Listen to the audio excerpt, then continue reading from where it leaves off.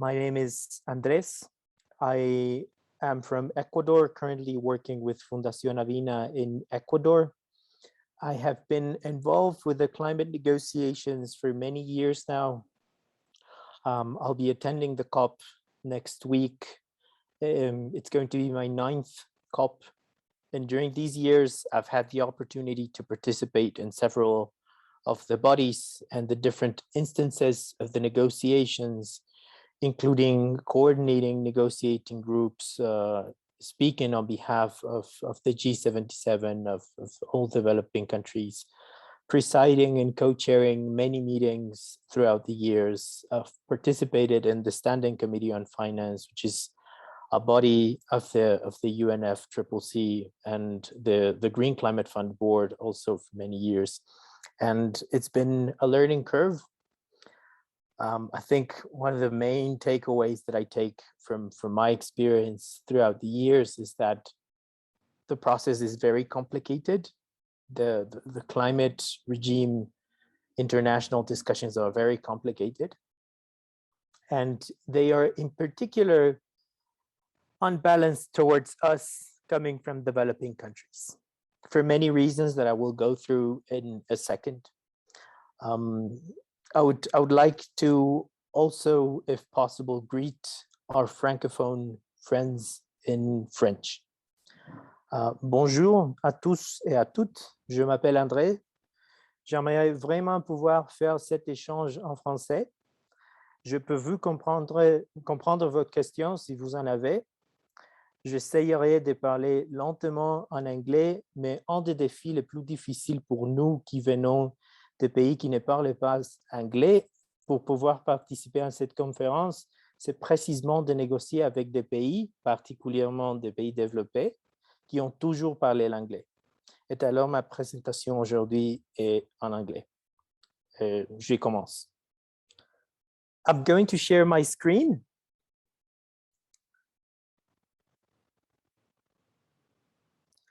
I want to invite you all, if you have questions or if you have comments during my session, during the presentation, to interrupt if you want. I will also be very aware of the chat. I have the Zoom chat open on my screen so I can see everything that you are writing. The presentation that I'm going to give to you today is a general glance of how the UN climate negotiations work, why they are as complicated as they are, and finally some of the tips and challenges that we can, as developing countries, address. So I will begin with some of the backgrounds. So background and basics. Everything that has to do with the COP, with the climate change COP, is related to the United Nations Framework Convention on Climate Change, the very famous UNFCCC. Now, the UNFCCC is one of the 3 conferences that came out of the 1992 Sustainable Development Summit in Rio de Janeiro. As a result of Rio, 3 conferences were born. The UNFCCC, of course, climate change, the UNCCD, just desertification and soil degradation, and the CBD, biodiversity. All 3 of these conferences hold COPs. So a COP is not necessarily a meeting for climate change. A COP is just a conference of the parties, which, as the name signals, is a conference where all the parties to that convention meet. And usually the objective of a COP is to follow up on the commitments and the provisions that specific convention has agreed and move forward towards fulfilling those objectives. In the case of the UNFCCC, the objective that was set out in the text of the convention in '92, and that has been our horizon since the first COP in '94, is the stabilization of GHG concentration at a level that would prevent dangerous anthropogenic interference with the climate system. And it also says that such a level should be achieved within a time frame sufficient to allow ecosystems to adapt naturally. I apologize if my handwriting is a bit sloppy throughout the presentation. You'll notice that in this objective, I have highlighted three specific things. The first, the fact that we had agreed to stabilize GHG concentrations at some level. The first problem that began conversations in the climate negotiations and that still hasn't been fully resolved is that this level was never determined. So we knew that a level had to be the top, that we couldn't surpass GHG emissions past that level, but that level was never defined. During the first decade, probably, of the negotiations, that level was always mentioned as 300 parts per million of CO2 in the atmosphere. After we passed this, because no ambitious mitigation actions were determined, we came to the conclusion that that level had changed, that level is now 350 parts per million. Now, when we were discussing the second commitment period of the Kyoto Protocol in 2012, that level was around 400 parts per million, and now we are over 400 parts per million. And now this discussion is being handled in degrees. You're probably familiar with the 1.5 degrees Celsius. The second thing is we never determined what a dangerous anthropogenic interference was. And we never determined what the time frame sufficient for that to happen also was. So this is a first example of what I like to call unagreed to agreements, which are basically agreements that are on paper, they seem very clear, but in practice, they are very open to interpretation. And you will see that every text, every decision coming from the convention, not just the climate convention, but every UN convention, is vague in a way that it allows for countries to interpret them in their own way. And that's probably where the middle ground, quote unquote, middle ground is reached when everyone can read these decisions in a different way. Back in '94, the text of the convention also agreed on a set of principles. And these principles are still valid until today, although the way that they are read, depending on which country is doing the reading, is different. Of course, some don't like the principles anymore because they say that these principles are no longer valid, that they were agreed to over 25 years ago and the world was different back then. And others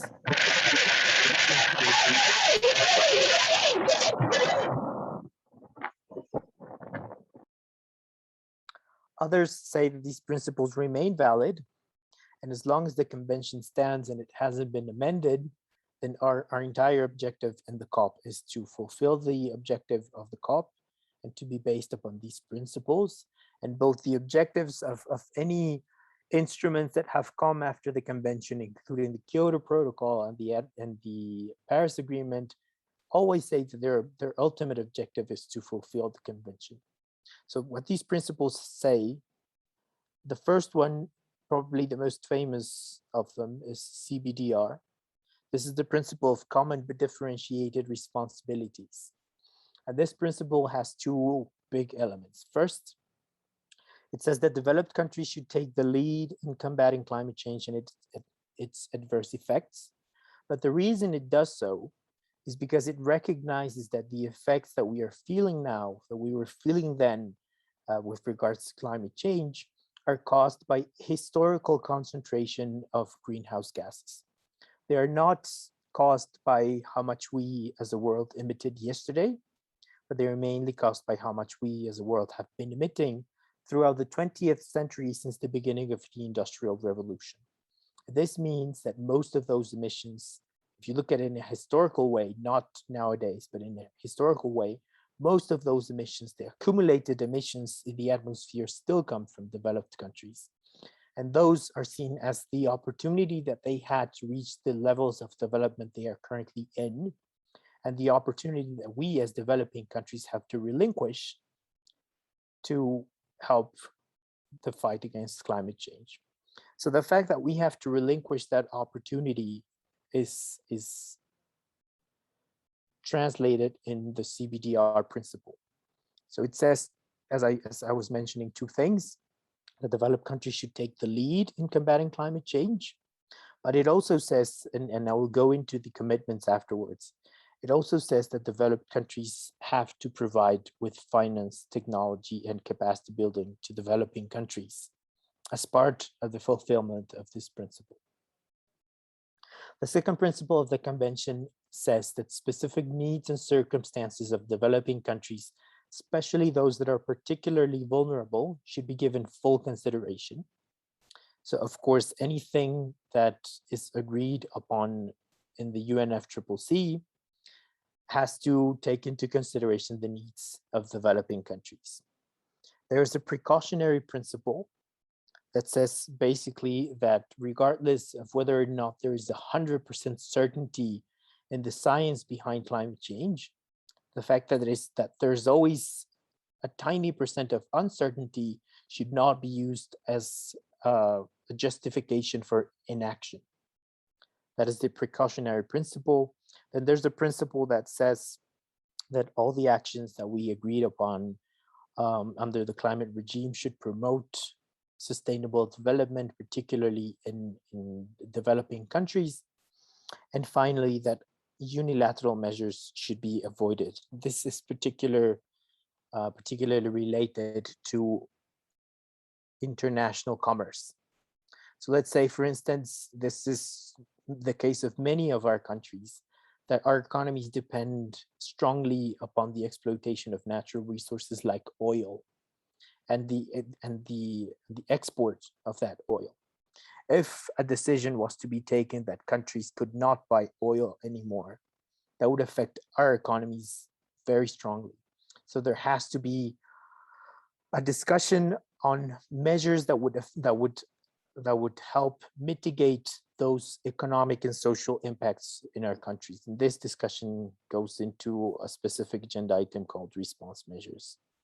But I won't go into the specific items because you'll see later on that there are way too many.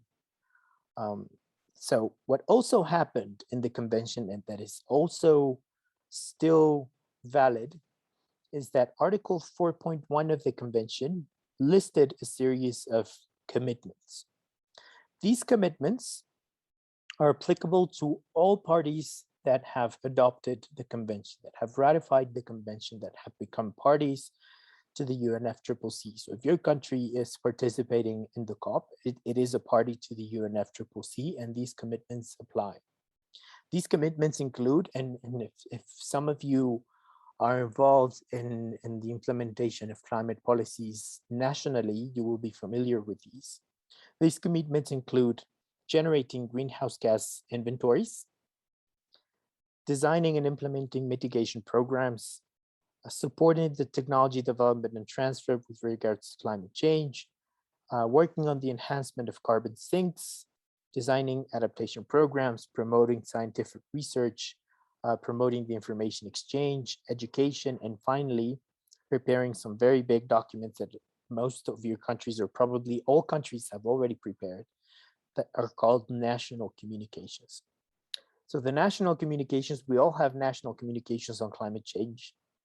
These are uploaded in the UN repository. You can just look national communications for climate change, and you will get big documents that we have to prepare every 4 or 5 years. So some countries have, and even so, some countries have only done 1 or 2.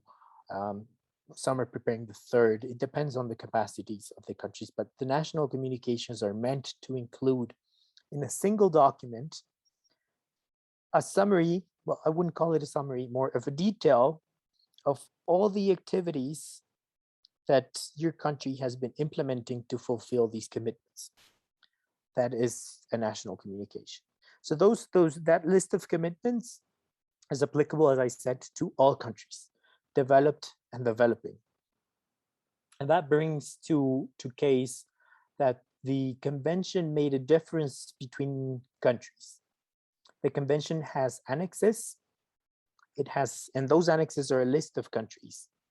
It has an Annex 1, and that Annex 1 is a list of around 40 to 50 countries. Those Annex 1 countries were back in 94 the countries that formed part of the OECD and are developed countries, for lack of a better term, because most of them don't want to be defined that way. So Annex 1 countries are developed countries. The rest of the countries that are not in Annex 1, including all developing countries, are called non-Annex 1 countries. And we, as non-Annex 1 countries, have different commitments. What you are seeing here, and that comes from Articles 4.3 and 4.7 of the Convention, these are commitments that are only applicable to Annex 1 countries, so to developed countries. So while everyone had the same set of commitments under Article 4.1, developed countries and Annex 1 countries had a different set of additional commitments coming from Articles 4.3 and 4.7. So Article 4.3 says that developed countries need to provide new and additional financial resources to meet agreed full costs incurred by developing countries with regards to implementing paragraph 1 of this article. So that paragraph 1 is all of the list of commitments that I've already provided. So Article 4.3 of the Convention says that developed countries need to finance developing countries' actions with regards to the list that I provided in Article 4.1. It's a very strong article. It's something that has been subject to heated negotiations and discussions over decades, and it still is, as I will go into afterwards. And Article 4.7 reinforces that even further by saying that the extent to which developing countries will effectively implement their commitments under the convention, so the extent to which we as developing countries will implement our actions, depends upon the effective implementation by developed countries of their commitments related to financial resources and technology, and will take into account that economic and social development and poverty eradication are the first and overriding priorities of developing countries. So even if this finance that has been the subject of many years of negotiations is available, climate action within our countries needs to take into account that economic and social development and poverty eradication will always be our first and overriding priorities as developing countries. So climate action should not be contradictory to those economic and social development efforts in our countries. So that's a bit for background and basics. If any of you have a question, as I was saying, I'm very much aware of the chat, so feel free to send anything. Now, going into what's happened since. Yes, I hear someone. Just quickly, a quick run through on 4.3 and the other one. Didn't quite get you clearly. Okay, so the sense behind Articles 4.3 and 4.7 of the Convention is that they set out specific commitments just for developed countries related to the fact that they have to provide new and additional financial resources to developing countries in order to enable for climate action in developing countries. So there's a difference between the climate action that is implemented in developed countries that needs to be self-financed and the action that is implemented in developing countries that needs to be enabled by financing coming from developed countries. That is the objective of these two articles. Okay, so I'll go into what's happened since. Evidently, there have been years and years of negotiations, many COPs, many of which some people would call only blah, blah, blah. I mean, if some of you heard This Greta Thunberg girl, she was in the pre-COP in Milan in August, and she said we've only been doing 20 years of blah blah blah. Actually, a lot has happened since we've had, as I say here, COPs and more COPs, 20 years of COPs, and with those commitments that I referred to in mind, enabling institutions, mechanisms, committees, and environments have been promoted and have been generated to implement those commitments. So there was a financial mechanism that was created. This financial mechanism is meant to be a channel through which developed countries provide the finance that I was referring to.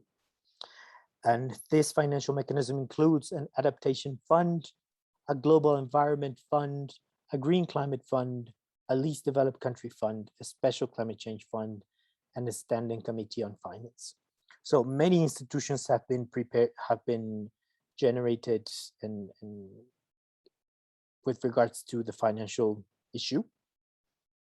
We've also agreed that there are 5 basic pillars for climate action and that we should never just discuss one. There has always been a very big bias towards focusing climate action on mitigation and saying that the objective of the COP is to mitigate greenhouse gases.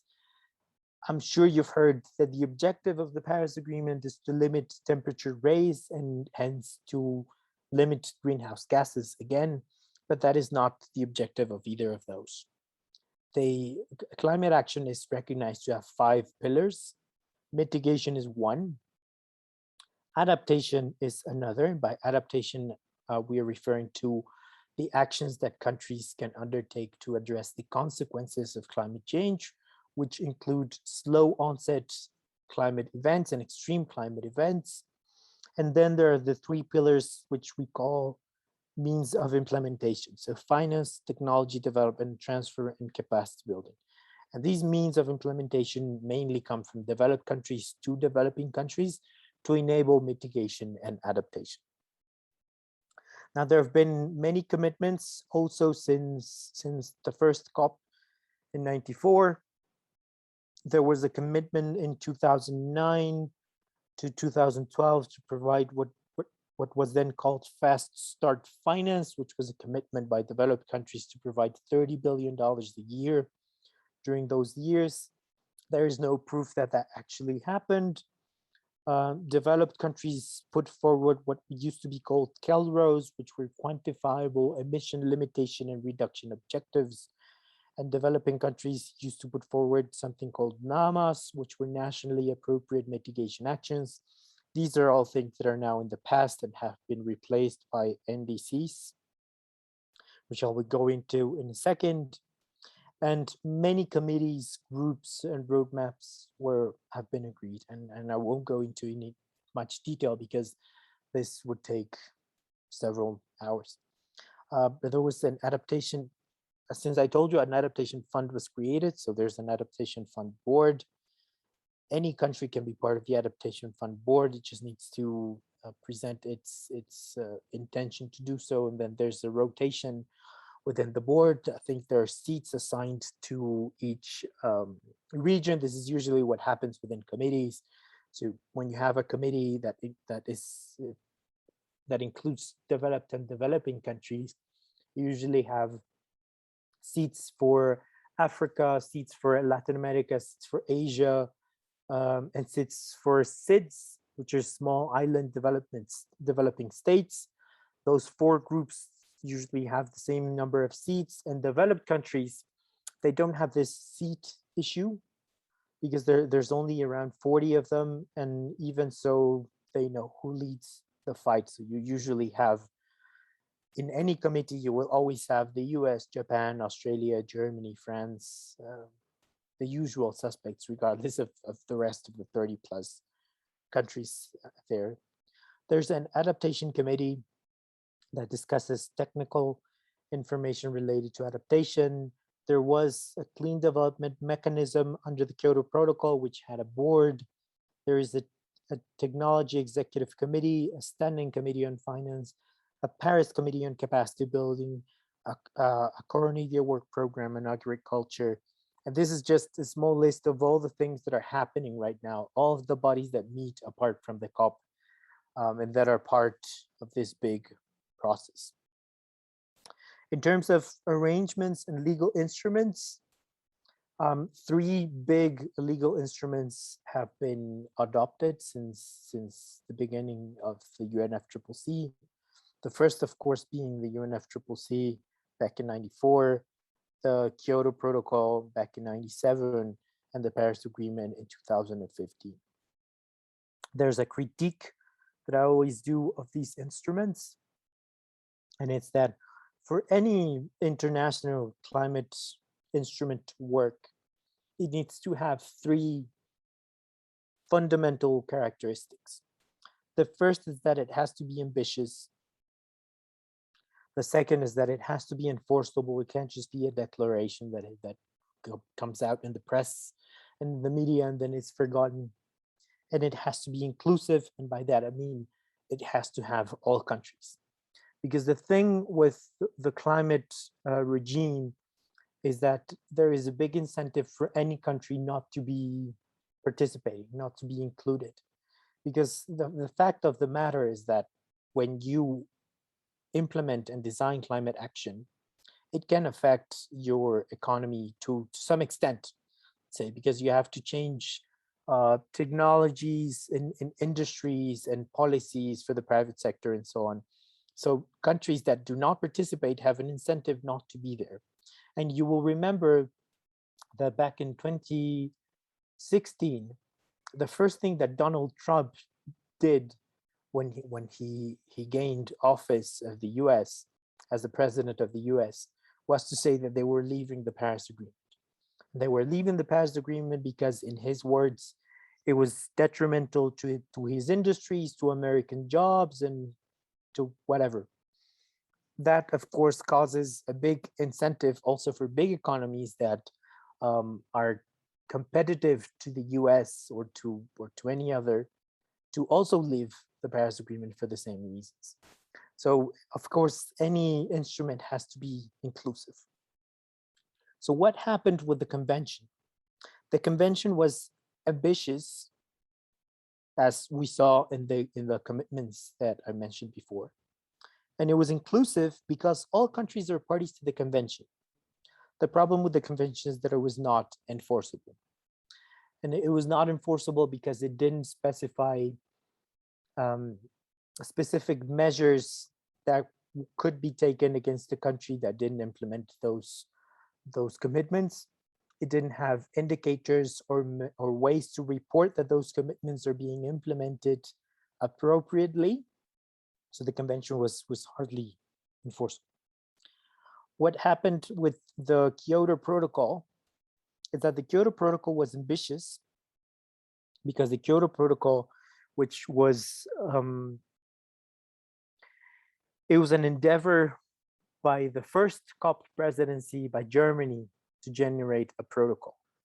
They said, they looked at the convention and they said, the convention says that we as developed countries need to take the lead in the fight against climate change. So there needs to be a specific instrument for we as developed countries to show that we are doing that. So they began negotiations of the Kyoto Protocol as of the first COP in 94, 95.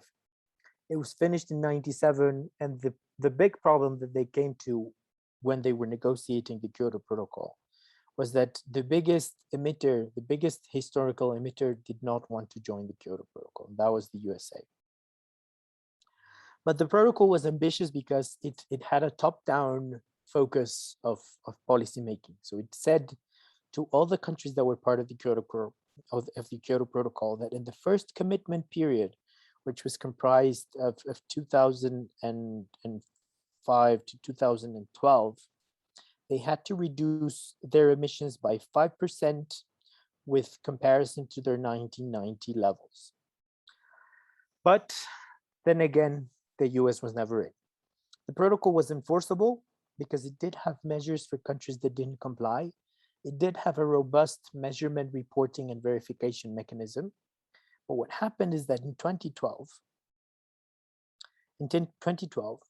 even before that, in 2011, there was a big agenda to generate something else, something that didn't just apply to developed countries, but it also applied to developing countries.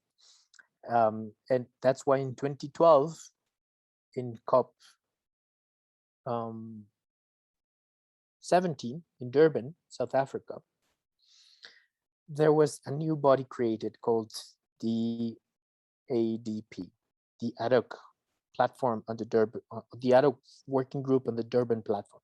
This is the body that took 5 years to put forward the Paris Agreement. But these negotiations began when that body was created in 2011. So when the Kyoto Protocol finished in 2012, there was no incentive for developed countries to continue there because they knew that something else was coming. So in 2012, not only did the USA remain outside, but Canada, Japan, even if it's the Kyoto Protocol, Japan, Australia, New Zealand, Russia, they all left the Kyoto Protocol. So the Kyoto Protocol had a second commitment period, which was 2012-2020, but it was only the EU. It was the European Union. So the Kyoto Protocol was never inclusive. What's happening now with the Paris Agreement is that the Paris Agreement is ambitious. No, sorry. The Paris Agreement is inclusive because it has everyone. Everyone is party to the Paris Agreement. The Paris Agreement is enforceable because it does include measures to take against countries that don't fulfill their commitments. But the Paris Agreement, being those two things that neither the Convention nor the Kyoto Protocol could be at the same time, failed in being ambitious. And the reason that the Paris Agreement fails in being ambitious is that it gives countries the liberty to determine what their own objectives will be. This is a big critique to the Paris Agreement. I always make a stupid reference, and I'm sorry for this, but it's like you would tell someone who doesn't like to exercise, who only likes to eat cake, and to run a marathon, but you can choose how much you want to run, and then we will give you a gold medal at the end. If you asked me, I would say I'm going to run 100 meters, and then you give me gold. That's my objective as a country because that's what I want to do. I don't want to do more because I have a lot of pressure from the private sector because I'm only reporting as my objective something that I was doing anyway. So that's what's happening in NDC. So countries have that flexibility to choose what they want to do, and that's why the Paris Agreement is hardly very ambitious. So with that, I'm sorry that this graph is in Spanish, but I will go through it now. How the regime works now, what the Paris Agreement actually changed. It was a big change because the Paris Agreement, as I was mentioning, creates the obligation for developing countries, for all countries, developed and developing, to put forward something that is called NDCs. So our nationally determined contributions are a document that we put forward every 5 years, and that says what our commitments will be to implement the Paris Agreement. We then have to report on the fulfillment of those NDCs through a report that is called the BTR, the Biennial Transparency Report, which is also a part of the Paris Agreement. So what happens now is that most of our countries have 5-year NDCs. So we have an NDC that started in 2020 that goes until 2025. In 2025, we need to present another NDC that goes until 2030, 2035, and so on indefinitely.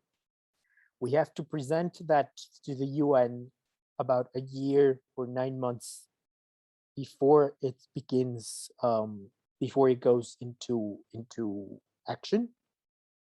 So we have a presentation of NDC 1 in 2019, NDC 2 in 2024, NDC 3 in 2029.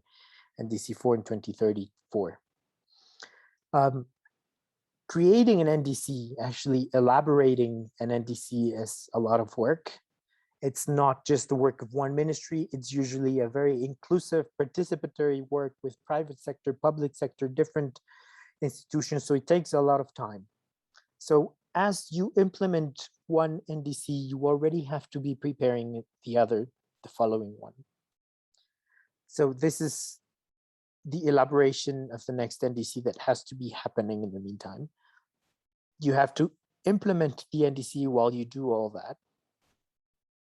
Apart from implementing your NDC, you have to be monitoring your NDC because you report on that. So you monitor your NDC as well. And then you have to put forward to the convention biennial transparency reports. These biennial transparency reports are new. They are different from the national communications. They are a commitment that we only have since the Paris Agreement, and the guidelines for these reports were agreed to in COP24 in Poland. And we have to present the first BTR in 2024. We have to present a second BTR 2 years later, and then every 2 years, again, until the end of time, we will have to present a biennial transparency report. This is in addition to national communications that have to be presented every 4 years. And globally, what is happening is that the Paris Agreement also determined a process called the global stocktake, which is called GST, the global stocktake. And the GST is also going to happen every 4 years. And what the GST does is that it takes the work of every country in undertaking these processes, and it looks at it from a global standpoint to see whether or not, as parties of the Paris Agreement, we are moving towards where science tells us and towards where the objectives of the agreement tell us to move. So all of what you see right now on the screen is the big challenge for countries nationally. Internationally, we have the COP, we have those discussions, we have the negotiations, but nationally, all of these needs to be happening as well. And we have to report on all of this being parts of the Paris Agreement. So that's a very big challenge. So that leads me to the negotiations, actually getting to what's happening in the negotiations. The first thing that takes some work for developing countries to understand is that the negotiations are not a single meeting. This happens, as you know, I was part of the delegation of Ecuador for many years, and this happens with the government of Ecuador, and as I'm sure it happens with any other government a lot. What used to happen and what still happens in Ecuador, they are asking for this even in COP26. The people who give permission to public servants to travel abroad are not necessarily the same ministry. They are part of another institution that approves these international commissions, these international delegations. And they never understand why more than one person is going to the same meeting. It's the invitation for the same meeting. It's the same date, it's in the same city. Why is more than one person going? This is a waste of public resources. That's what they say. And it's understandable from that point of view. If it were another conference, if there were another meeting, it would make sense not to waste public resources and time of public servants by doing that. But it's important to understand that the COPs are not a single meeting. I've reviewed the agendas of the bodies that will meet at the COP. I'm missing here the CMP. There are 5 bodies that will meet this year. The COP, which is the Conference of the Parties of the Convention, the CMA, which is the Conference of the Parties of the Paris Agreement. Then there's the CMP, which is the Conference of the Parties of the Kyoto Protocol. And there are 2 bodies that advise these 3 conferences, the SBI, which is the subsidiary body for implementation, and the subsidiary body for scientific and technological advice. Now, as I was saying, I've looked at the agendas of these 5 bodies, and surprisingly, that if you sum up the agenda items of these 5 bodies, you have 99 agenda items for COP26. These 99 agenda items don't just meet once, of course. The objective of each of those meetings is to meet several times and agree upon a text or a decision that will be binding for all countries. So that doesn't happen in one meeting. That usually happens for each agenda item in around 5 or 6 meetings, which means that only negotiating meetings you'll have around 600 plus. Apart from that, you have to sum up plenaries, you have to sum up contact groups, which are the formal opening and closing of those groups. You have to sum up side events, group coordinations, negotiating group coordinations, and so on. So I calculate that during any COP, there are over 2,000 meetings happening in that 2-week span. So at any time, when you're standing in that conference center, and if you ask yourself how many meetings are going on right now, there are probably around 30 meetings going at any time, or 40 meetings any time, any second during that conference. It's a lot of work. So there are different types of meetings. I'll go into some of these. First, plenaries. Plenaries are what you see when you look in Google for climate negotiations and you see a picture of a giant room where 2,000 people can be seated. That is a plenary. That is not where actual negotiations happen. In a plenary, you have the authorities of the COP, say, the president of the COP sitting in front of you. You will have the executive secretary of the convention sitting here. You'll have the secretariat. You have some authorities at this table. What they do at a COP is, at a plenary, sorry, is they open and close these 5 bodies. Those are the plenaries. There has to be an opening plenary for COP, an opening plenary for CMA, for SPI, for SAPS, and for CMP, and a closing plenary for each one. So the COP usually has around this big 10 plenaries. In a plenary, you have your seats assigned to you alphabetically. So you'll have all the countries beginning with A, and then you will have countries beginning with C and so on sitting here. Probably 2/3 of those seats are meant for countries, for parties. You have to find your seat. I know by heart that Ecuador is sitting behind Dominican Republic and Egypt. Those are the countries that are always next to me in the plenaries. And behind here in the plenaries, you have a section for observers. This includes, of course, non-governmental institutions, young people's organizations, any institution that is accredited as an observer. You have indigenous peoples and local communities and so on. And then you have at the end, the press. In a plenary, it is uncommon for countries to speak. Usually in a plenary, it is groups, negotiating groups that speak. And since it's a formal setting that is either opening or closing the negotiations, it doesn't make sense for you to address a specific negotiating topic. What the usual statements by groups include are general expectations for that session, general priorities, concerns, but at a very political level.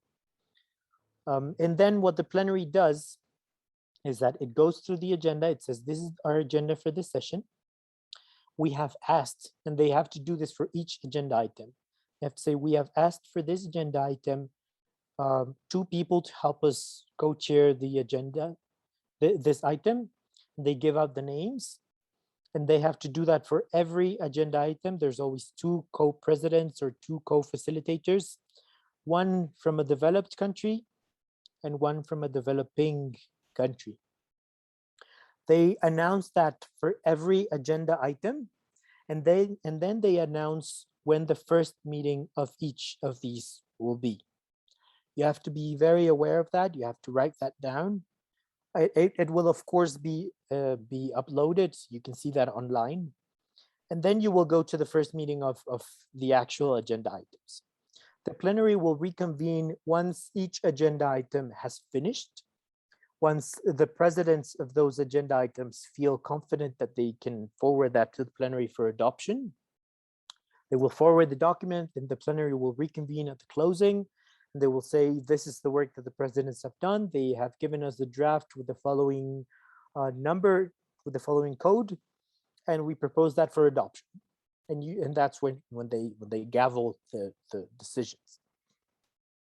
If there is any complaint or anything raised at the plenary, that means that at the negotiator level, at a co-president level, something political has come up and we weren't able to solve it, so it goes up to the plenaries or to the ministers or to something like that. So apart from the plenary, the actual work is done in roundtables. So in a roundtable, you have, as I told you, two co-presidents, co-facilitators, or co-chairs. Those names are interchangeable. One from a developed country and one from a developing country. The reason there are two, I would say, is obvious, is evident, because we distrust each other. These two co-presidents usually rotate, whether or not they chair one meeting and then the next one is chaired by the other, but they're usually always sat side by side. And they have to plan the work for that specific agenda item. They are advised, of course, by people from the UNFCCC Secretariat, who tell them the backgrounds of that agenda item, what is needed, whether or not there have been submissions or inputs by parties beforehand, and then they open. The first meeting of this roundtable is called the contact group. And the last meeting of this roundtable is also called a contact group.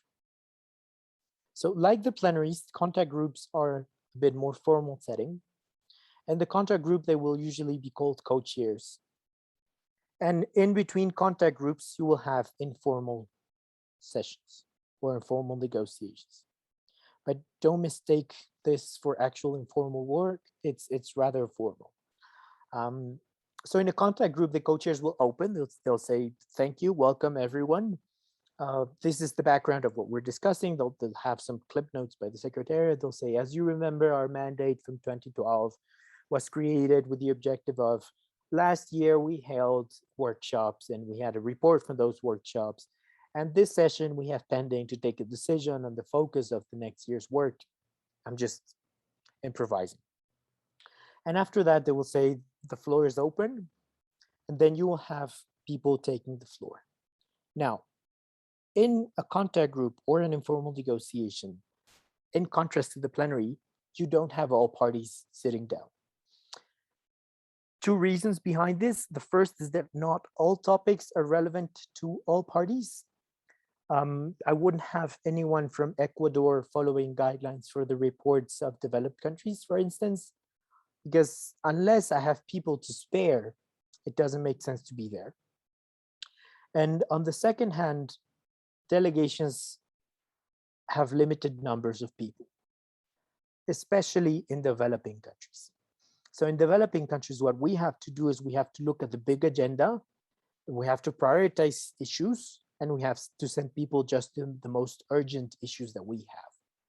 The rest we have to trust will be covered by our partners or like-minded partners or people from our negotiating groups, and then we can ask them during coordination how everything is going, what concerns we should have, and get brief reports, but we can't attend everything.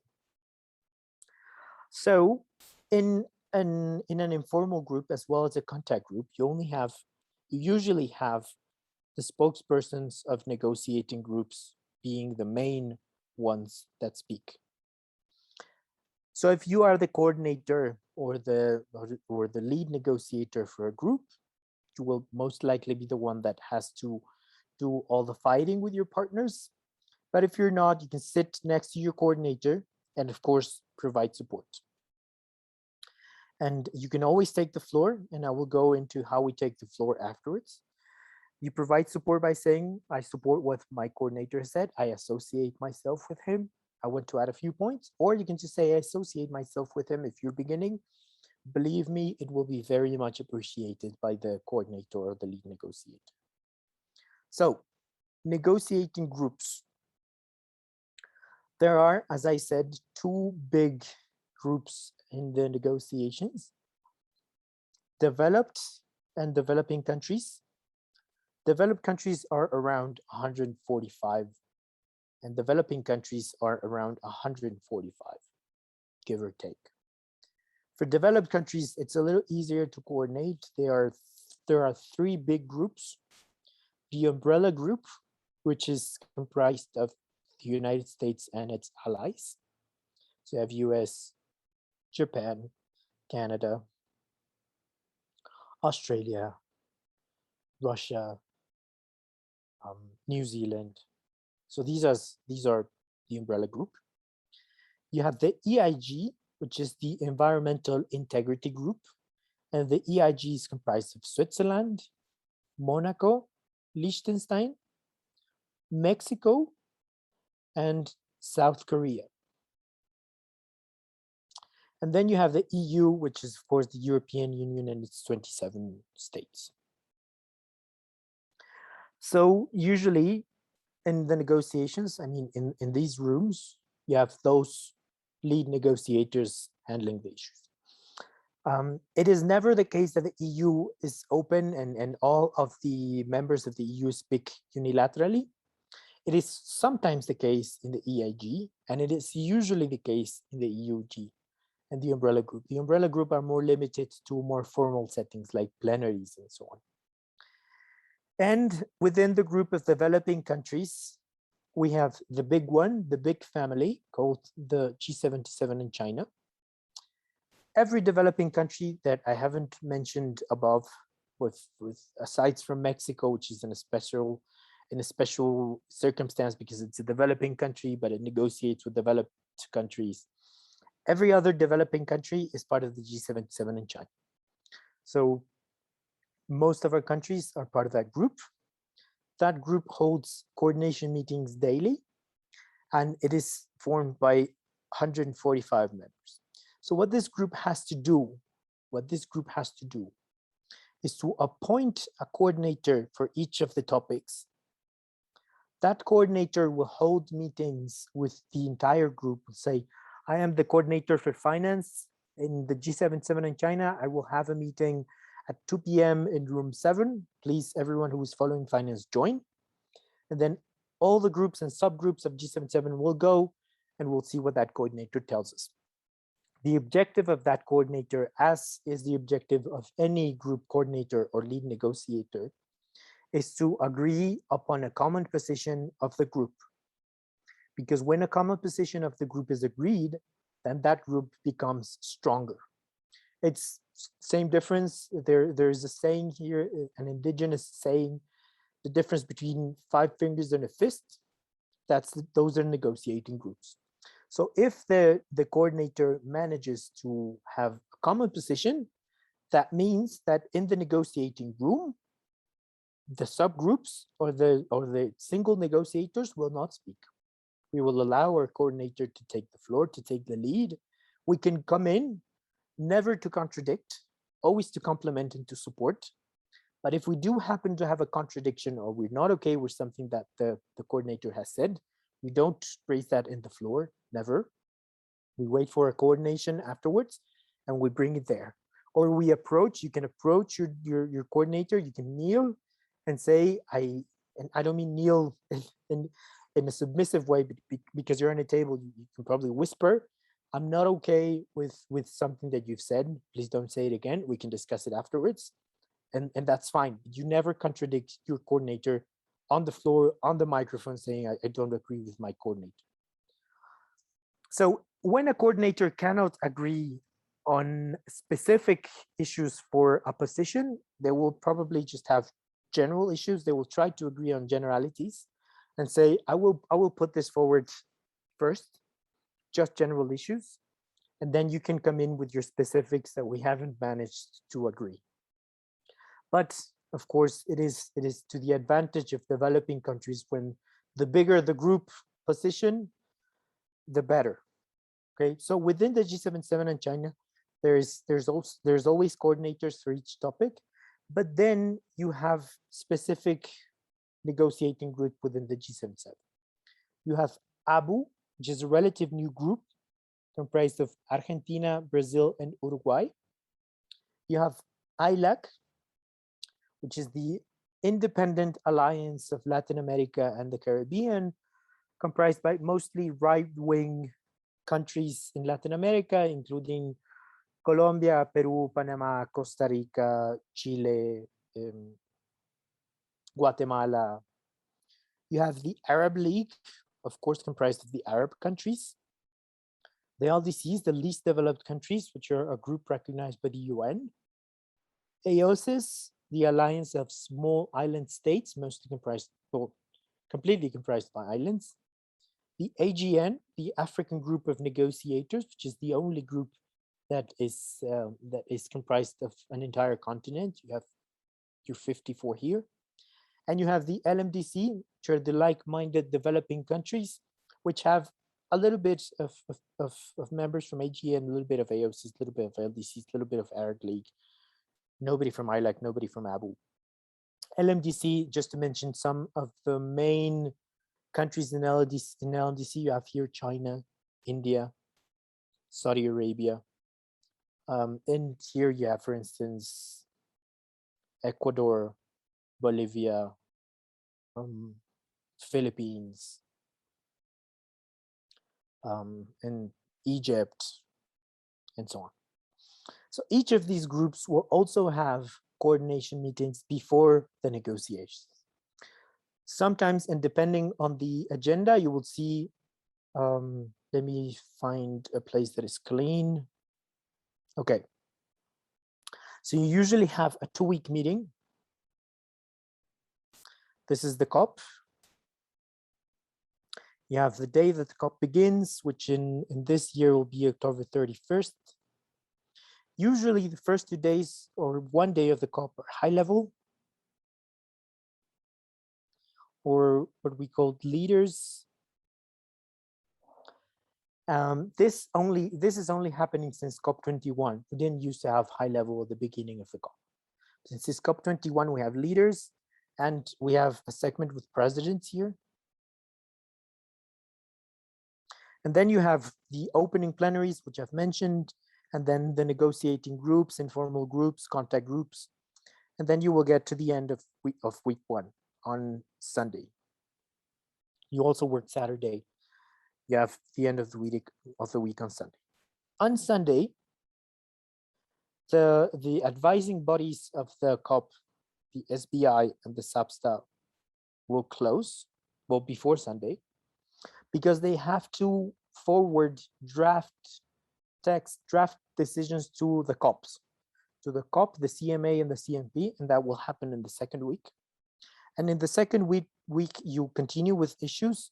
You will find that the second week becomes a little bit more harder and harsher, because in the second week, those issues that have not been solved because of political reasons will surface. So usually what happens is that in the second week, you begin ministerial consultations. So your ministers will be consulted. You will have ministerial roundtables to solve issues. Normally, your second week, you also begin with a ministerial high-level segment, which is just ministers. And ministers get to make a statement, any statement that they want, for around 5 to 6 minutes. All ministers, 190 ministers, make statements with regards to the COP. As a negotiator, I can say that is a very boring space because it's just speeches, it's not work. And finally, you will have the end of the COP. The COP is always meant, quote unquote, and I want to be very clear on this, it's always meant to end on a Friday. I've been to 9 COPs, never have I seen a COP finish on a Friday, never. Meetings in the last days will go very late, midnight, 2 a.m., 4 a.m. The COP finishes usually on Saturday, sometimes on Sunday, okay? So people start flying out, they start flying back before the COP finishes. That is unadvisable. Before the COP begins, you have a 2-day coordination of the G77 in China, the big group who have a coordination. They will define specific coordinators and they will hold meetings to see if we can have common positions and common statements to begin the COP. And before G77 in China, you have smaller group coordinations. So you will have probably an African group of negotiators meeting, an LDC's meeting. We do have an LMDC's meeting before the G77. So the COP is usually around 3 weeks outside of your home. Okay. Are there any questions? I know I've been speaking a lot. I hope I'm being very clear. I'll just carry on if that's okay. It's very clear, Andres. There have been some questions about later sharing the video, which we can do. But if anyone has questions, it can be also in French or in Spanish. Please raise your hand. And at any moment, right, of your presentation. I see a hand raised. Emmanuel, please. Yeah, thank you very much. So I'm Emmanuel from UNU. Just a quick question. I wish to find out the negotiation power of the different groups. How will you classify it? Good question. I think it depends on the topics. The last years that I've been following negotiations, I have been involved in the finance agenda. And in the finance agenda, most of the times G77 can have a common position. Sometimes we don't. If we have a common position, if there is one single common position and there is one coordinator for the G77, that is the most powerful person in the room. No doubt about it. If the G77 doesn't have a common position, then it is the strategy of other countries, of developed countries, I would say, divide and conquer. If you divide the group and they become smaller, and you even divide a single group and let's say ILAC or AGN doesn't have a common position, then it's like lions attacking zebras. You find the smallest baby and it's easier to attack that way. In finance, as I'm saying, the G77 in China, if it has a common position, it's the strongest group. I have seen, and I know everyone that is following finance agenda items from the AGN, they are very strong. They are very good. You have Mo Nassad from Egypt. You have Sahir Fakir from South Africa, Richard German from South Africa. You have a lot of people from Guinea. You have Alpha Kaluga from Guinea. You have very good people in finance negotiations in the AGN. I sadly cannot speak for let's say, how strong the groups are in adaptation or in mitigation or in Article 6, which are carbon markets. I'm not really very much aware of that. But in general principle, if there is a common position by the groups, if you have a single voice, that voice is very strong. If it's the voice of one group of AGN, AOSIS, it's very strong within the G77. If the G77 has a single voice, it's very strong overall. I've had, I can probably give an example here. I was the coordinator of G77 in COP24 for a specific finance agenda item. And during the negotiations, I saw that there was simply no willingness to speak of our concerns from the side of developed countries. And we ran out of time.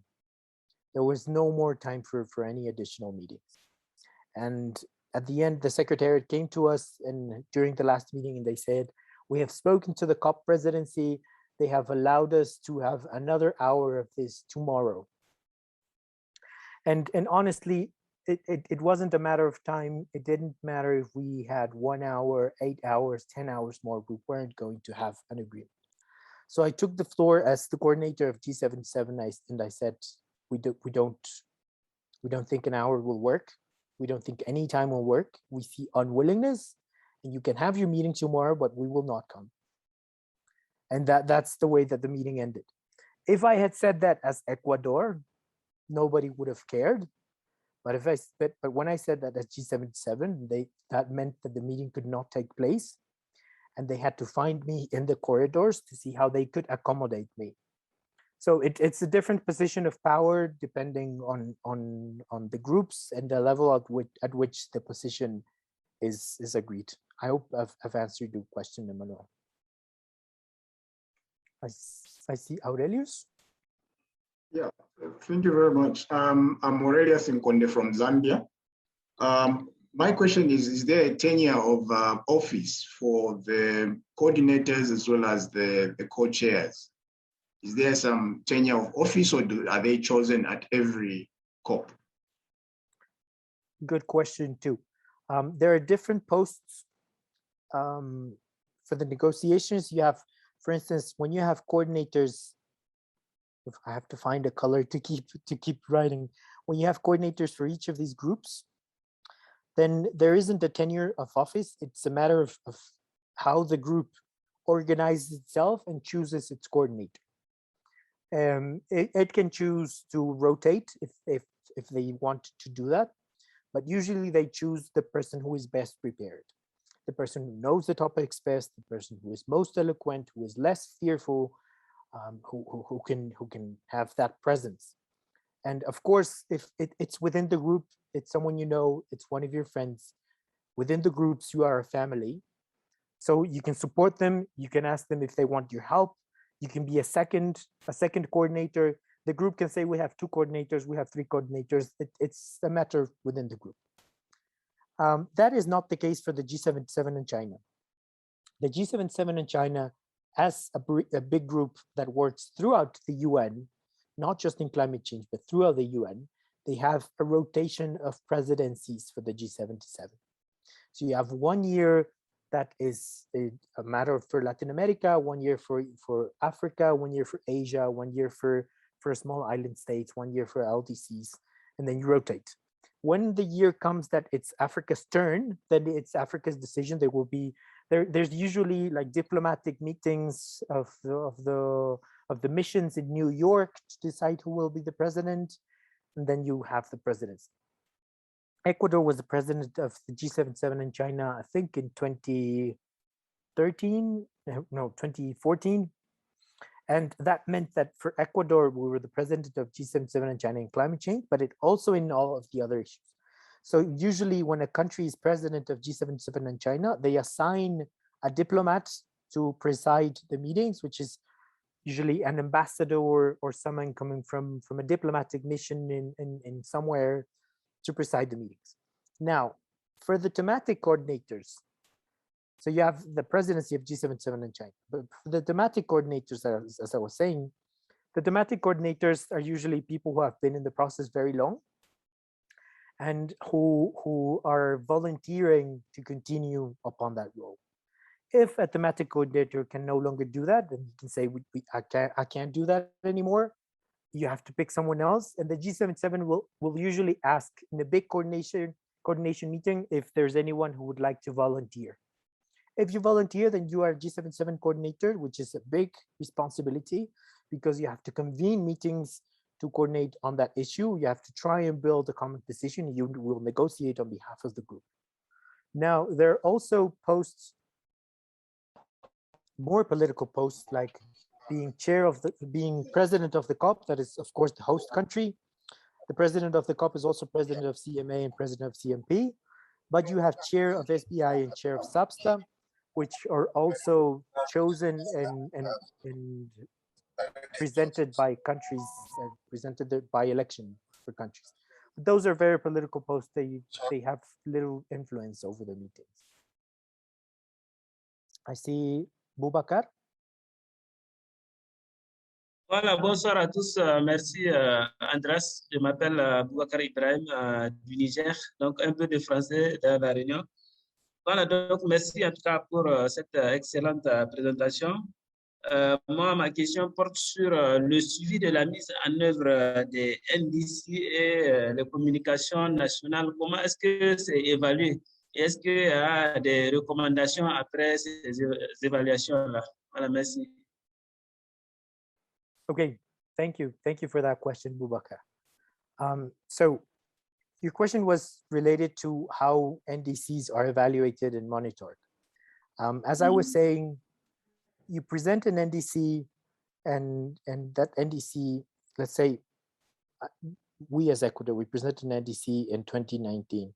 That NDC is applicable from 2020 to 2024 to December 31st, 2024. And during that period, we have to monitor their NDC. The NDC is usually a compendium of actions, of projects, or of efforts by sector. Let's say in energy, I will promote the transition of technologies of the public transport sector. That is my NDC line of action in energy. So I have to report how I have done that. And since it's a mitigation action, I have to report how much or how many emissions I've reduced, how many greenhouse gas emissions. That will have to be presented as part of a report, a BTR. A BTR is also an obligation that we have as parties to the Paris Agreement. We have to follow the guidelines of the BTR. These were adopted. If I'm not wrong, these are decision 14 CMA 1, which was COP24. You have a set of guidelines of how you prepare your BTR. Your first BTR has to come in 2024. Then every 2 years you present a BTR. This is mandatory. If you don't present a BTR, you have certain measures that can be taken. They're not very harsh, but you can, for instance, I was mentioning all of the committees, the Adaptation Committee, the Green Climate Fund, the Adaptation Fund Board, all of those committees. You cannot be part of any of those committees if you are not in compliance. And of course, international cooperation will frown upon you. This is not official, but you know that if you're not complying with your NDC, you will probably have less international cooperation because you don't have as good as a reputation. And these are evaluated internationally. I mean, they go to the UN, they go to the UNFCCC, and the UNFCCC goes through a process that is called International Evaluation. I don't remember how it's called, but it used to be called International Consultation and Analysis. Now it has a different name because this is new under the Paris Agreement. But what it does is that other people, other parties, other countries can look at your report online and they can pose questions to you. They will send questions to you via the system. You have to respond to those questions. And then once you respond to those questions, they are published for everyone to see what questions you have received and how you have responded to them. And then the Secretariat will give you a report saying how you have opportunities to improve, what areas of improvement you have, and you have to present a plan as to how you will address those areas of improvement. The same thing will happen with BTRs. And then usually you have an event during a COP where you present your BTR in an event and you have additional questions posed to you. That's how usually that evaluation process is handled. Jonathan? Yes, thank you for the presentation. I'm sorry for the noise too. I would like to ask a question. Yeah, which one of these institutions is the most powerful? We talk about the SAPSTAR, the SPI, and I would like to know that. And my second question is, I know that there is a group of countries which is called the AOSIS2, and I see in the UN, in the UNFCCC process, there is a group of countries which is called the AOSIS, and I want to know the link between them. Thank you. So I didn't quite catch your second question. You were mentioning AOSIS, and what is the second group that you mentioned? Yes, in fact, there is a process that I think there is a group of countries which is called AOSIS that you presented in your presentation. Yes. And there is and another, I think there is another group of countries which is not in the UNFCCC process, which is called the Oasis, and their headquarters is in Brussels.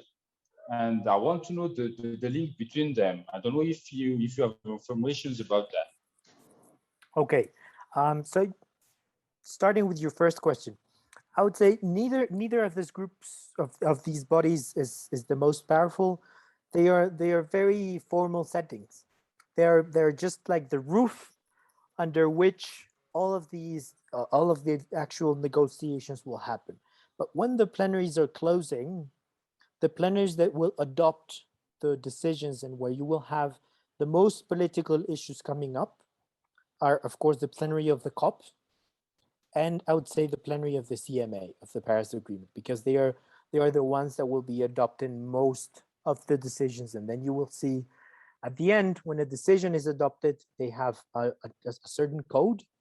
So you have, for instance, the decision that adopted the Paris Agreement is decision 1 CP21. So it's the first decision of COP21. The decision that adopted, as I said, the guidelines for the reports is decision 14 CMA1, which is decision 14 of the first session of the CMA. The CMA is only meeting since the Paris Agreement was created. So the COP now has 26 meetings, and the CMA, I think, is at its third meeting. So these, I would say, are the most politically charged settings. Now, with regards to your question, to be honest, I'm not familiar with the second group that you're referring to that has headquarters in Brussels, but AOSIS is the alliance of small island states. And it's usually, well, it's completely formed by SIDS, which is small island developing states. So these are islands. So it includes countries like Cuba, like Philippines, like Bahamas, like Vanuatu. You have all of the islands here. These are around 40 plus countries.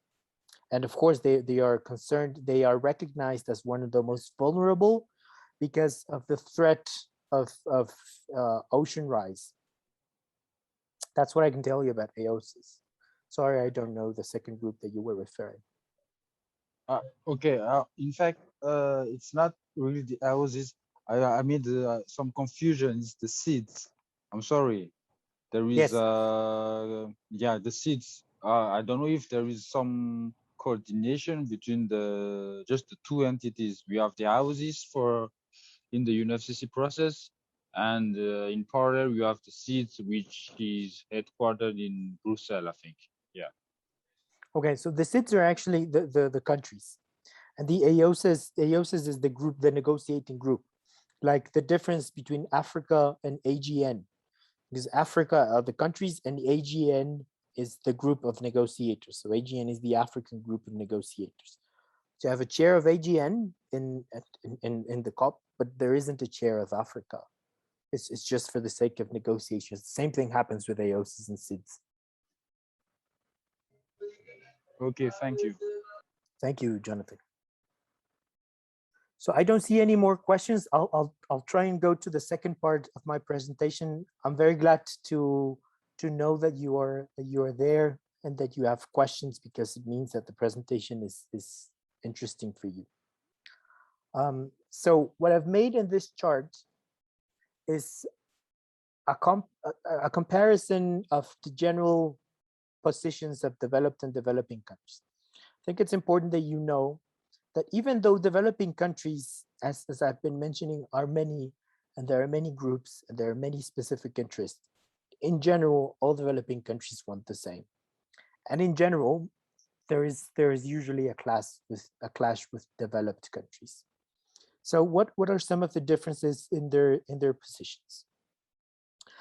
To begin with the general perspective of negotiations, for developed countries, I'm sure you know the difference between mitigation and adaptation. Mitigation is the reduction, any action meant to reduce greenhouse gas emissions, and adaptation is any action to address the consequences of climate change and reduce vulnerability and improve resilience to the effects of climate change.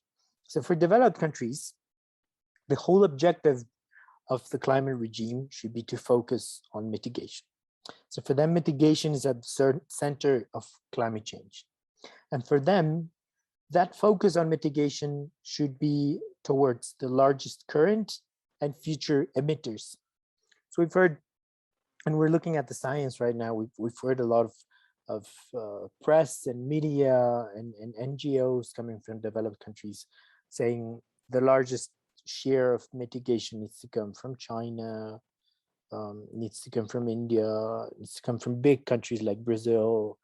And that's the agenda of developed countries. So mitigation should be the main objective of the climate regime.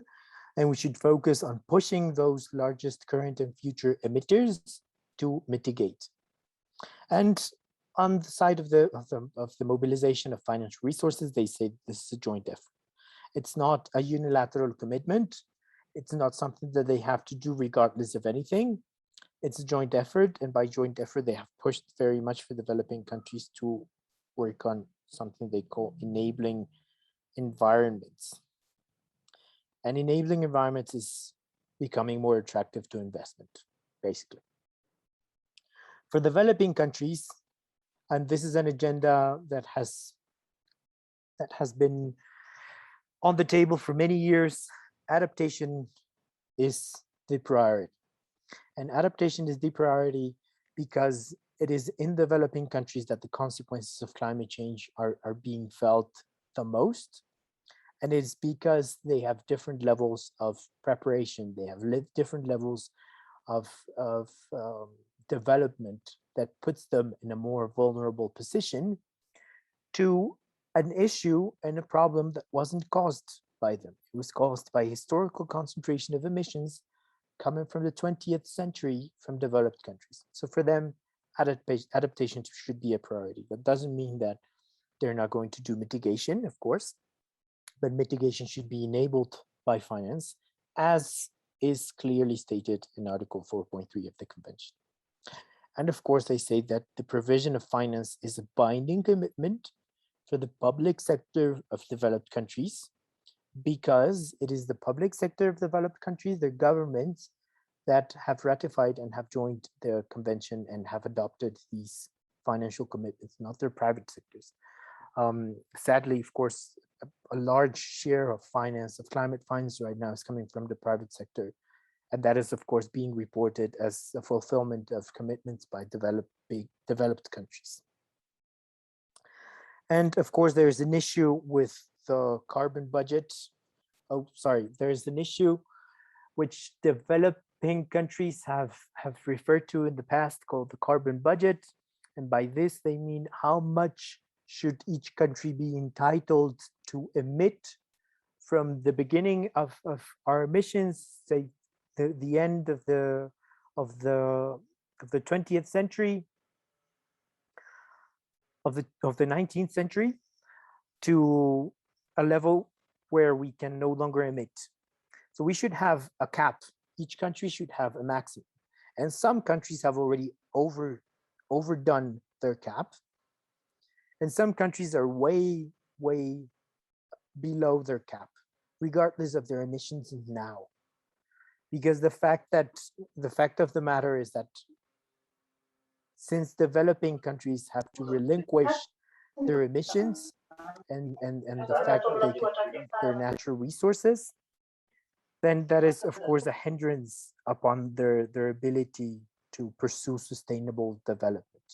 So there have been mentions of this carbon budget, which is, of course, something that developed countries don't like at all.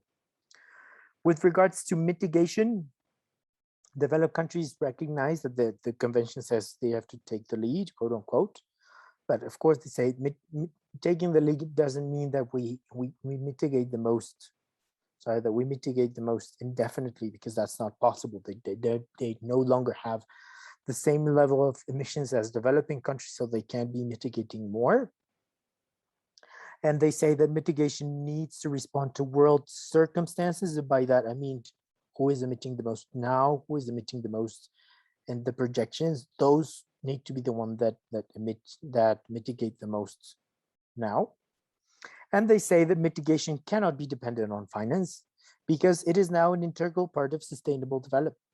Because since the SDGs were adopted, mitigation should be embedded in any development policies, any energy transportation policy, and not say that it's completely dependent upon international finance.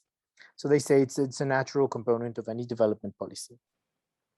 They insist that mitigation's potentials cannot be ignored. I've already made reference to this. And they say that policy provisions, and by that I mean the convention, are no longer representative of global circumstances. The convention that was adopted 25 years ago says that some countries have very low emissions, some countries have very big needs, and that is no longer the case. The needs are different, the emissions are different, so the convention is not as valid. For developing countries, with regards to mitigation, what we say is that developing countries' mitigation efforts should be financed by developed countries, because regardless of whether or not mitigation is an integral part of sustainable development, our overriding priority is poverty eradication and social and economic development. So it doesn't mean that if there is a possibility to include mitigation at a higher cost, we should do that regardless of the cost. We recognize the Paris Agreement generates mitigation commitments for developing countries, because the Paris Agreement does say we have to put forward mitigation commitments, but most have presented in our NDCs, we've presented conditional and unconditional components. And in our conditional components, these are subject to finance, and those components are being completely ignored by the media and by everyone. Again, poverty eradication, the first and overriding priority, and adaptation is still a priority over mitigation. Now, with regards to adaptation, and I'm making reference to these 5 issues as you saw, some general principles: mitigation, adaptation, support, finance, technology, and capacity building, and reporting, because these are the main issues that are being negotiated in the work streams. And this is usually how the work streams are organized. So with adaptation, developed countries say that adaptation action should not replace mitigation. And the reason behind this is that mitigation has a global benefit. Regardless of where the greenhouse gas emissions is occurring, the global benefit is the same. So for Ecuador, it is just as beneficial to have GHG emission reduction here in Ecuador, or in Indonesia, or in Uganda, or in Japan. It's the same. It's a global benefit. But adaptation is a local need. So adaptation doesn't have a global benefit. So adaptation is not really part of the global agenda. So adaptation shouldn't replace mitigation. And what I've heard them say many times is the reason we as developing countries need to adapt is because climate change is being very harsh and it's presenting strong consequences in our countries. It wouldn't have as strong consequences if we mitigated more. So if we mitigate more, climate change is less strong.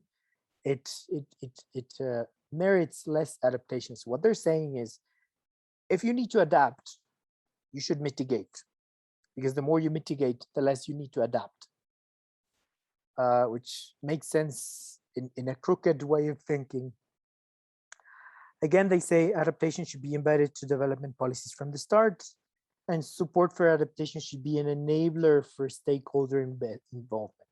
By this, I'm making reference to finance, and I will go into detail about that later on. What we as developing countries say is that adaptation needs arise from historic concentration of GHG. Historic concentration of GHG, which means that adaptation is most needed in countries where the least prepared and with marginal GHG emissions. Say, for instance, you have a heat wave in Germany. When you have a heat wave in Germany and you have a summer with 50 degrees Celsius in Germany, people are very hot. They go into their houses and they turn on the AC. In India, when you have a heat wave of 50 degrees, you have 3,000 people who die during that summer. So it's different. Our circumstances are different, and we are less prepared for those things. So for us, adaptation is still overriding priorities, and support should take this into account. Finance should reflect, the convention says that finance needs to reflect our needs. If we say that our need, our priority need is adaptation, that finance should be more focused on adaptation. That is not the case. With regards to support, finance, technology, and capacity building, their commitments have always been conditioned, at least the way that they've put it in decisions. We've lost those fights. So the provision of resources is conditioned upon meaningful mitigation actions by developing countries. Who decides what is meaningful has never been determined, so it's of course up to them. And they make a reference between potential for finance between public and other sources. And I'll make another dumb example about this.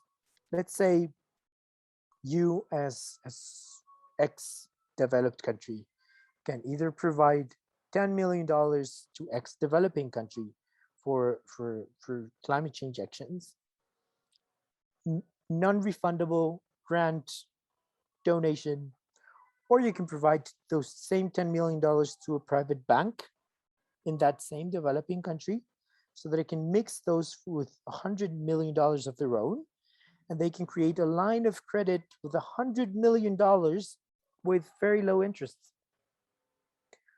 Me, as a developed country, would say that there is larger impact in this second option than in the first option, because you will have way more projects here, way more impact, way more emission reductions or whatever than this one.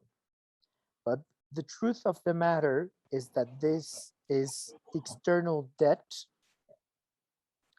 and this is not. So there's a difference, of course, a very big difference in opinions with regards to financial instruments between developed and developing countries. From my perspective, my personal perspective, those commitments that we've seen from the convention or from the Paris Agreement were never meant to produce more external debt to developing countries, but they're being translated into external debt. I mean, how many of our countries to come back from the crisis the COVID-19 pandemic created have acquired more debt, and that debt is being reported as aid, is of course something that is questionable. Okay?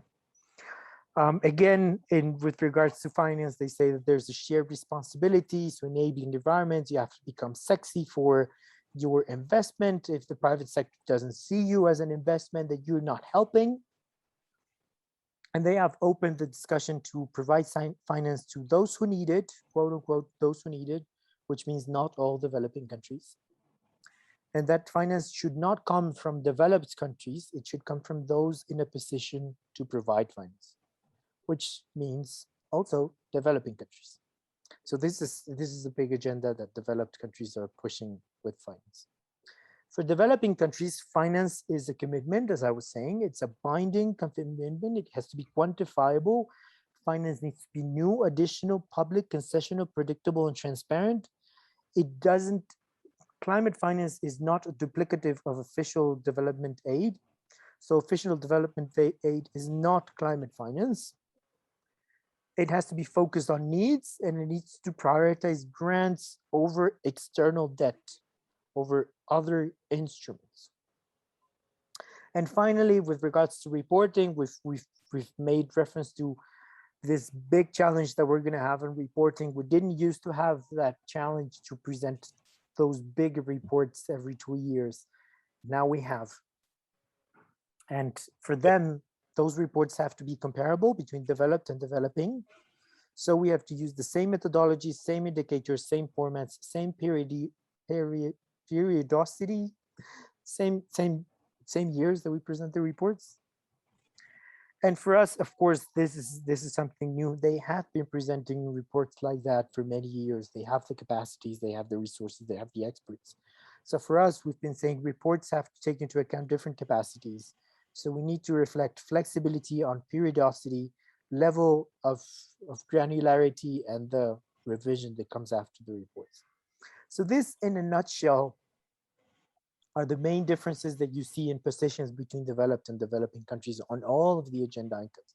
Then you will have specific agenda items that have to deal with adaptation, mitigation, so on. On finance, for instance, we have 16 agenda items during this COP. And all these 16 agenda items, I would say, are summarized what you are seeing by what you are seeing here. The same discussion we're having on each 16 agenda items, some under discussion of the Green Climate Fund, some under the Standing Committee on Finance, some under the establishment of the new climate finance goal, but it's the same. It's the same problems that we're going through. We're advancing very well. I think we're going to finish all of the presentation. So, national position. Some countries choose, before they go to the COP, to prepare a document outlining guidelines for their negotiators. This document is called the national position. This document needs to be an official document because, of course, it's prepared by the government for government officials. It is usually validated politically by either authorities, under secretariats, or ministers, or a council of ministers, and so on. It needs to prioritize issues, as I was saying, because we have limited delegations, limited capacities. You can't have a national position on the 99 topics for COP26. That it's not it's not something real. Regardless of whether or not it's in your national position, you're not going to be able to follow. It can only have general desired outcomes because in the course of negotiations, things will stray away from everyone's position until we find the middle ground. So it's a guideline only.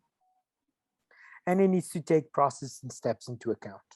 So for instance, let's say you want there to be under the UNFCCC a committee that discusses oceans, that discusses the carbon sinks that oceans are. You can have that as your national position for COP26 because those types of committees are not created in 1 year. You have a year when the topic of oceans is more or less touched upon, and you agree to have a workshop for next year. And then you have a second year with a workshop with technical experts that provides a summary of that workshop with conclusions of that workshop. And then you have a third year where you look at the conclusions of that workshop and you push for a decision to finally create a committee. And then you have another year with a transitional committee that determines how that actual oceans committee will work. And how will be composed and what parties can form part and what the mandate will be. And then you can finally have the operationalized committee. So you need to take steps into account in the national position because the process of the negotiations is very slow. With respect to negotiators, I've made reference to this. Developed countries have more negotiators. Negotiators, I'd say in developing countries need to have two specific things. First, technical knowledge. And by that, I mean, if you're going to be following, let's say, adaptation committee, you need to know what the functions of the adaptation committee are. You need to know what the decisions of the adaptation committee, at least in the previous couple of years, have been. And you need to know what the agenda for this session for the adaptation committee is. And looking at those three things, I mean, where they're coming from, what they do, and where they should go, you should have an opinion on that. And that's what I mean by technical knowledge for each of the topics you go to. Otherwise, it'll be way more difficult, and you can limit yourself to listening or taking note or learning, which is, of course, something very important for the first sessions of everyone. There is a learning curve to be had. So as I was saying, you need to be very knowledgeable also of your national circumstances, but because of course you're representing your country. So your job is to make sure that whatever is adopted at the UN is representative of your interest and is not in detriment of what your country needs. You need to be aware of the negotiation updates and status. And usually, if you're negotiating as a party, you are a public servant. Aside from that, you have to be very comfortable with public speaking, with generating interpersonal relations. You have to be eloquent, and you have to have a commitment to work very hard because negotiations are, in fact, very hard and very long days that begin very early in the morning that finish very late at night. Now, how you take the floor, this is important. when you are in that room that I mentioned, those contact groups or those informal negotiations, and you want to speak, you have to begin by asking for the floor. So when you go into a session, you will have small signs with your country's name on it. Those are called flags. So you pick up your flag. It's just a white sign that says your country's name in black letters. You pick up your sign. This is a sign that you put in front of you on your chair, and then when you want to speak, you have to put it vertically. So you raise your sign, you put it vertically. That means that you are asking for the floor. People who are at the presiding table will take note of your name, and they will give you the floor in the same order that people are asking for the floor. So you ask for the floor before you take it. You have to ask yourself also before you request for the floor whether or not your negotiating group has spoken. So if you're part of the G77, you have to see if the G77 coordinator has spoken before you, or the African group negotiator has spoken before you, or the AOSIS coordinator has spoken before you, because your role as if you're not one of those negotiators, your role is to support them. So it's always useful for them to speak before you.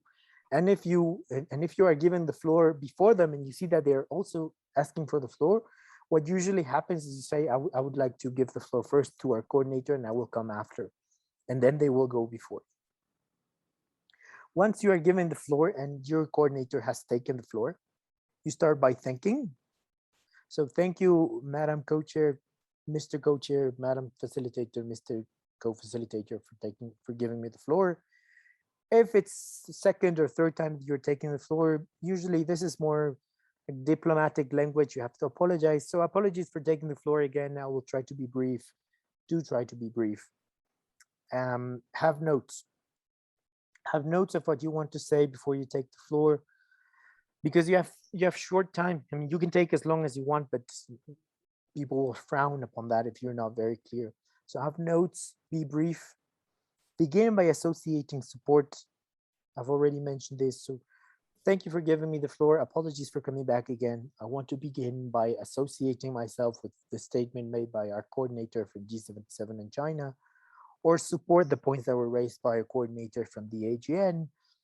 This is always very important in the beginning. Then be clear, enunciate, and speak slowly. This is important because what you are saying, people are taking note of. The secretariat is taking note of. The co-chairs are taking note of. And you are saying it because you want that point of view to be reflected in the document. So if you're very fast and people can't understand you and you're very long, it will be much more difficult to have those points reflected in an actual document. If you are taking the floor for the first time, of course, introduce yourself. It's always good to try and generate that informal setting, more familiar setting with the other negotiators. If you are comfortable, you can always open your intervention by breaking the ice with a joke. That's well received, honestly. Remember to speak in plural. You are not there representing yourself as a person. You are there representing yourself as a delegation. So we don't feel comfortable. We would like to think about this. Not I don't like this, because it's not you. Of course, it's your opinion, but you are representing your country. So even if it's your opinion, you are a group. Be flexible, of course. Never reject anything straight away. Never say no, we don't like it. No, this is bad. You have to be flexible because you want others to be flexible on what you are saying. So be open to dialogue. If you are too long, offer to provide your points in writing, and do that via email.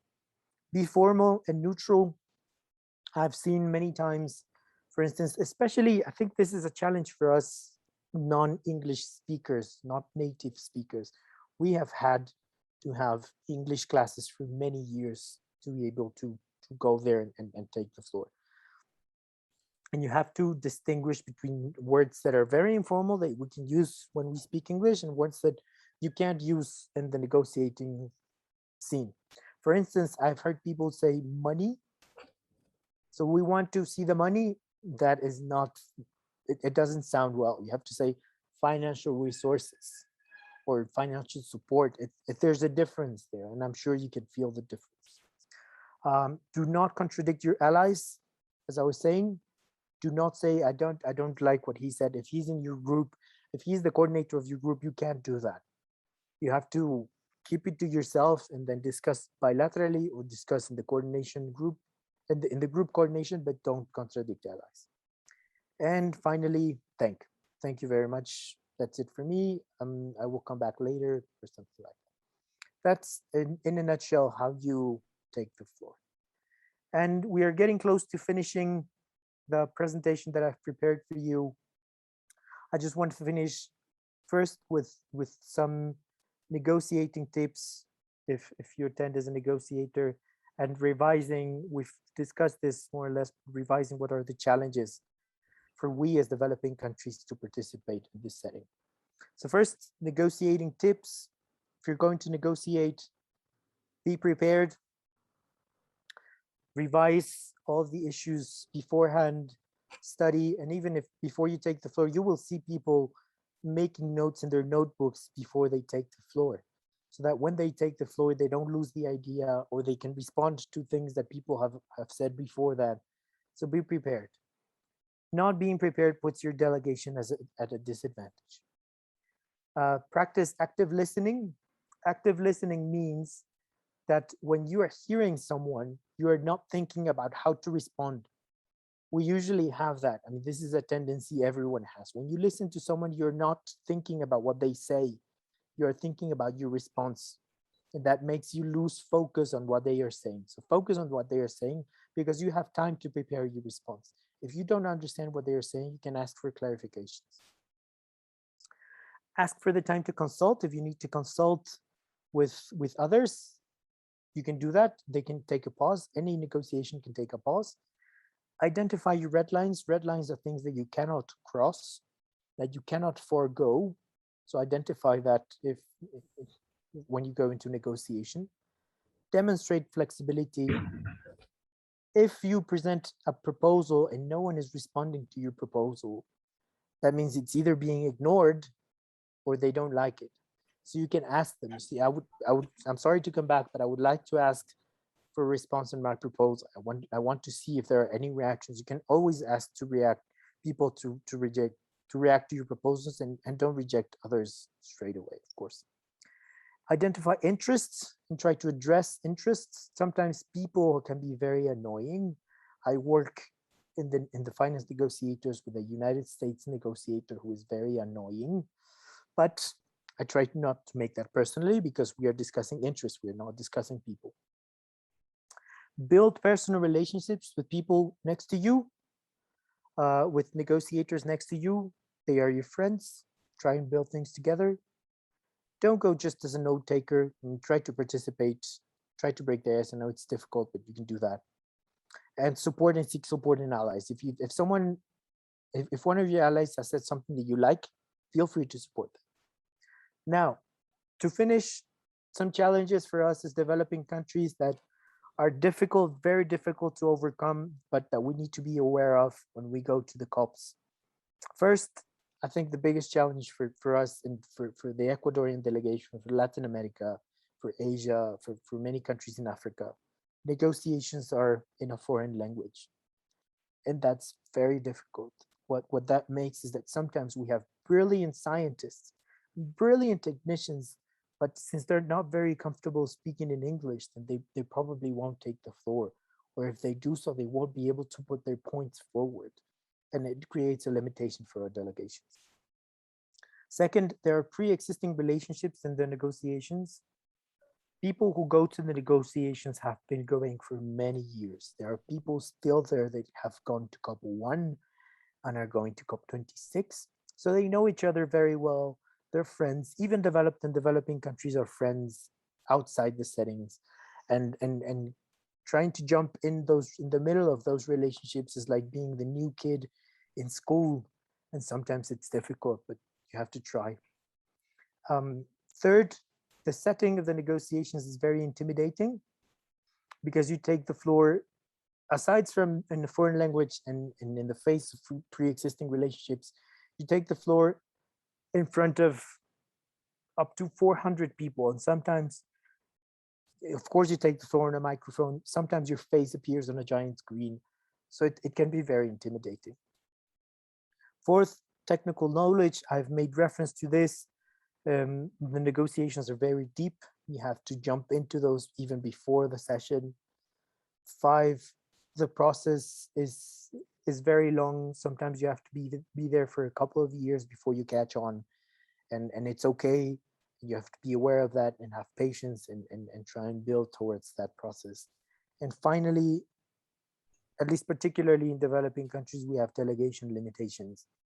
I've never seen a delegation of Ecuador with more than 4 negotiators. Although sometimes ministers go and advisors of the ministers and the president and whatever, but they're not negotiators. They're not going to the negotiations. I've seen delegation of the US with more than 300 people, delegations of Brazil with around 100 people. So what this means is that you have someone sitting next to you who can help you create an opinion. You have someone who can cover for you when you're very tired and you go back early and you have some sleep.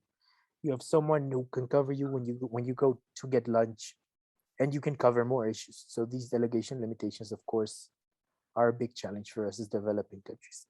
And with that, I've finished the presentation that I've prepared for you. I hope that you have found it interesting, and I thank you very much for your attention. Thank you so much, Andres. That was very clear. I've learned a lot this morning for me, afternoon for many of you. There's the hand of Aurelius. I think we can take one last question. And before we leave, I would just like to ask all of you to take a group photo and to rate the session.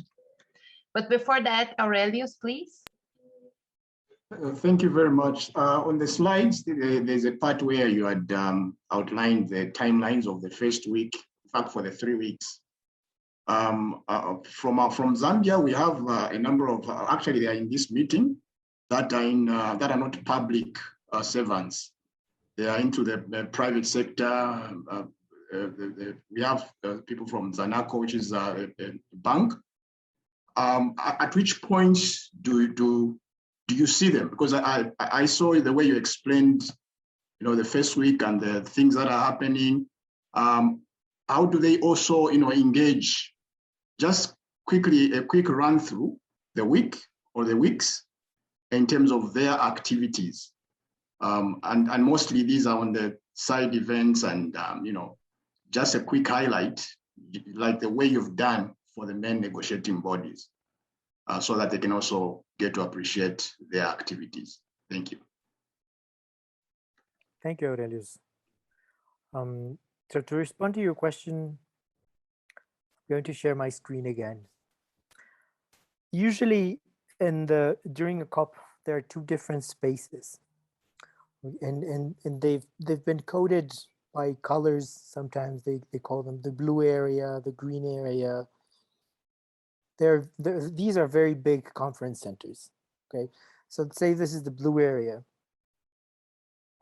I don't know what they're called during this COP, but in the blue area, for example, these are focused to negotiations.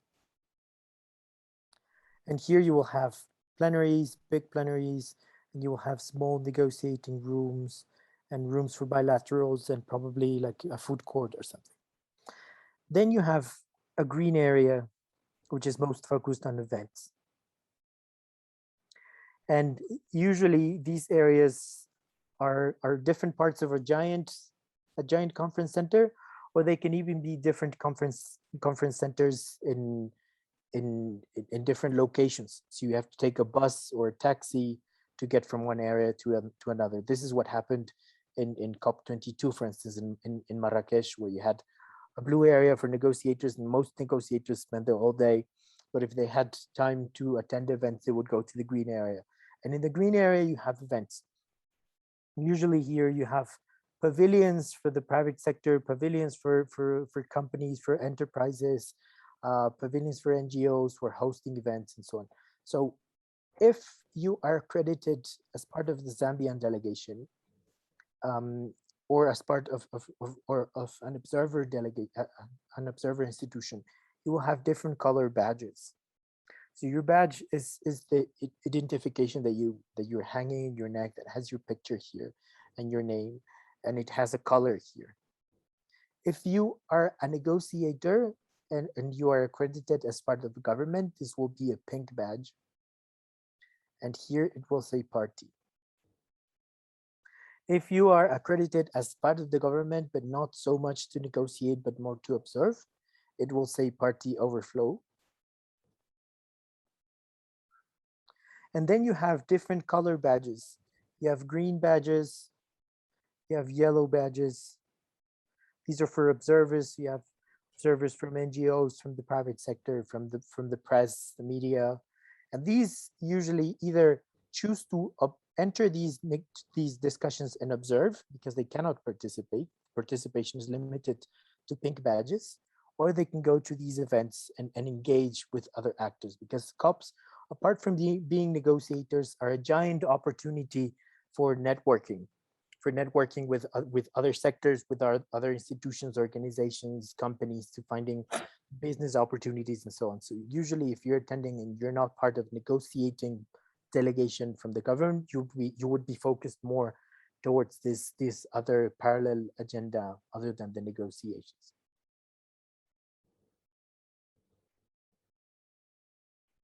Thank you very much, Andres. You're welcome. Thank you, Andres. I'm sure there are many more things that we could talk about for negotiators and also for representatives from companies, investment sector, and civil society. But we came to the end of today's session. Before we close, I would like to first ask everyone if you could briefly open your cameras so that we can take a group picture. And if Alejandro, if you could help us with that, our technical support team, because I'm not sure how to take it. Hola, Andrea.